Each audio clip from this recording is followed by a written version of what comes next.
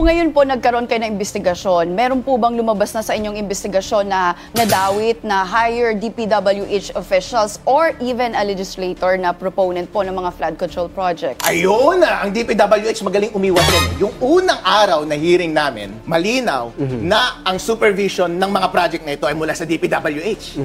And I think nag-take sila ng responsibility dito. Even yung mga contractor, nag-commit sila sa amin na aayusin nila yung project mismo. Kaso nga lang, nung mga sumunod na hearing, ayaw na nilang magpakita. Itong mga to, dapat talaga... That's regional DPWH. Regional DPWH.